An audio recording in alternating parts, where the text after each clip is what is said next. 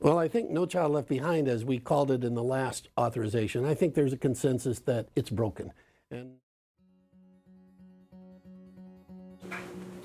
The No Child Left Behind Act was designed to bring all students in public school systems up to a national testing standard, specifically in reading and mathematics.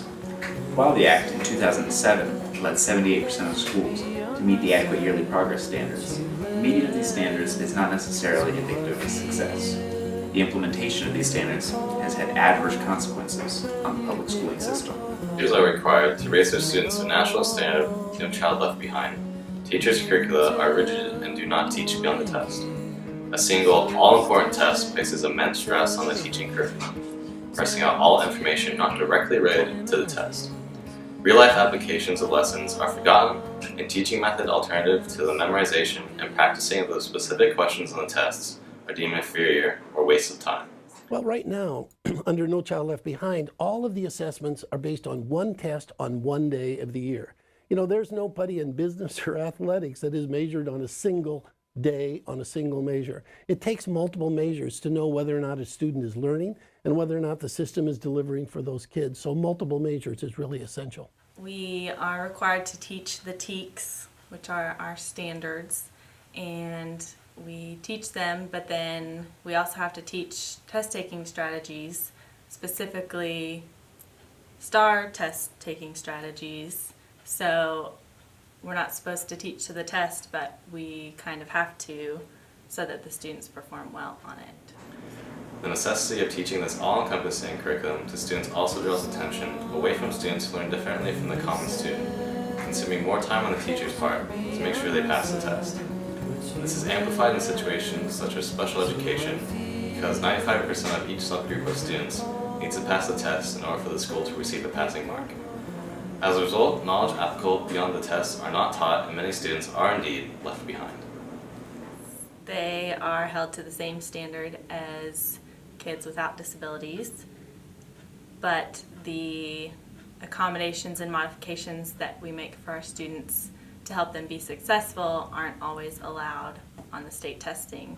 So it doesn't help them to show what they really know, and it kind of puts a barrier between them and, I guess, producing what they could, showing what they really do know. Another major flaw in the No Child Left Behind Act is that it forces school systems to focus intensely on mathematics and reading, neglecting other important subjects such as history and the arts. When a certain test score is not achieved by students in a school, the schools are forced to focus their money on improving their student test scores in areas specifically focused on the math and reading subject tests.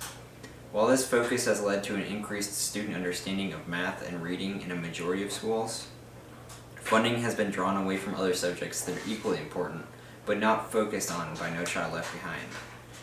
Students who wish to specialize in subjects other than reading and mathematics will find their respective programs underfunded and will thus have a slower start in understanding the foundations of their interests and potentially their careers. There, as we've looked at the proposals that have come forward, there are some good things. Number one, they've maintained the emphasis on the disaggregation of data. We need to know which students in subgroups are not performing well so that we can change what's going on and make sure those students are not cheated out of their opportunity for a real education.